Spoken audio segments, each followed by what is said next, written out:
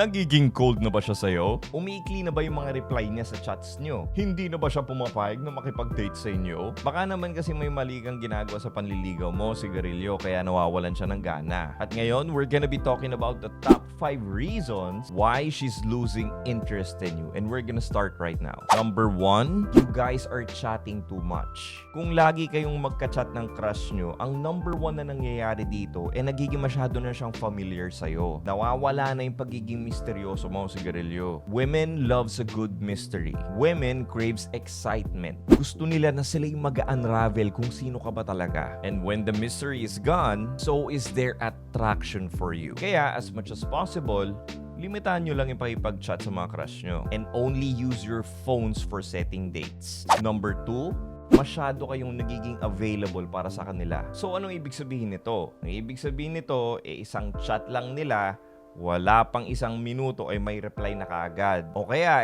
isang chat lang ni girl, sunod-sunuran ka na kaagad sa kanya. Guys, huwag kayong maging ganito. Bababa ang attraction level nila para sa inyo kung masyado kayong available sa babae. Kasi this will communicate with them that you have nothing else better to do. Isang chat lang nila, wala pang 2 segundo, may reply ka na kaagad. So, ibig sabihin yan, ginagawa mo na silang mundo mo. And that is very unattractive pagdating sa mga babae. Ang isipin nun kasi, ano ba to? Wala ba tong sariling buhay? Ba't ang bilis na mag-reply? Wala ba tong trabaho? Wala ba tong ibang friends? Ganyan yung may isip ng mga babae. Kaya iwasan nyo din yung pagiging available in such a way na isang ganun lang ng babae ay darating ka na kaagad na parang aso. Pag ginawa nyo to sa kanila, they will treat you as a doormat lang.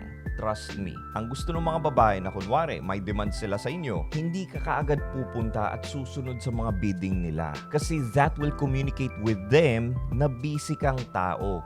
Busy ka sa purpose mo sa buhay. And scarcity creates value. Hindi yung isang ganun lang na, huy, punta ka dito, ilalapit ka naman na parang aso. Hindi ganun. Kasi that will indicate na wala kang masyadong ginagawa sa buhay at hindi ka busy sa purpose mo sa buhay. Number 3, masyado kayong nagiging negative. Ang ibig ko sabihin dito na yung conversations nyo, especially during dates, lahat ng negative vibes sa buhay mo binabato mo sa kanya. Nagrereklamo ka about sa buhay mo na hindi mo gusto, hindi ka happy, ayaw mo sa trabaho mo, etc. etc. Basically, you're treating her like your therapist. Ayaw ng mga babae ng ganun kasi they will associate you with being negative. So the next time na makita ka nila, may isip na nila kaagad subconsciously na, ay, ito na naman, bad vibes na naman. So what you should do instead is throw out conversations or ask questions that will elicit a happy emotion out of her. Dapat positive lang lagi ang pinag-uusapan nyo. Number 4, puro chat ka lang. Mag-iisang buwan na, magdadalawang buwan, 3 buwan, 3 taon, 10 taon, di mo man lang siya ina-ask na makipag-date sa'yo. Ano yun? Siya yung hihintayin mo na magyaya sa'yo? Malabo mangyari yun, mga sigarilyo. Men are supposed to be the aggressors. So in this case, kung naliligaw ka pa lang sa kanya at hindi pa kayo naipag-date, ikaw dapat yung mag-i-initiate na makipag-date sa kanya by asking her, when are you free to get together? Yung iba kasi, nanliligaw na lang through chat lang. Siyempre, ano mangyayari nun? Di wala. So guys, have the balls to ask the girl out. And tip number 5, you're giving her gifts already, masking nanliligaw ka pa lang. Guys, don't do this. Kapag nanliligaw ka pa lang sa babae, hindi mo sila dapat bigyan ng regalo.